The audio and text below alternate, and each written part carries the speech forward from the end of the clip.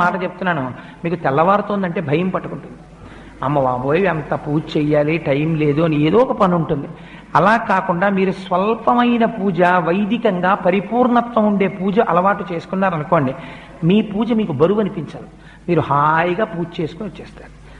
ఒక్కరోజు మీరు ఎంచుకోండి, ఏదో ఒక రోజు నేను ఒక శనివారం నాడు ఇలా పూజ చేసుకుంటాను, లేదు ఒక సోమవారం నాడు చేస్తూ ఉంటాను, లేదు ఒక ఆదివారం నాడు చేస్తాను. ఆ రోజు నియమం పెట్టేసుకోండి, నేను ఈ రోజు విశేషార్చన చేస్తాను అని నియమం పెట్టుకుంటే ఒకే ఒక్కరోజు, ఆ ఒక్కరోజు చేయడానికి మీ మనస్సు ఉరకలు వేస్తుంది. ఇవాళ నేను విశేషార్చన చేస్తాను అని అదే పూజ ఎక్స్పాండ్ అవుతుందంతే. అదే పూజా విధానం, కొత్తగా మీరేం చేయక్కర్లే. కానీ అలా ఎలా పెరుగుతుందో మీకు ఎక్కడికక్కడ చూపిస్తూ ఉపచారములు మనం చేస్తాం శాస్త్రంలో. అవి మీ మనస్సుని తీసుకెళ్లి భగవంతుడి దగ్గర నిలబెట్టడం కోసమని ఉపయోగించాలి. అంతేకాని వాటిని మీరు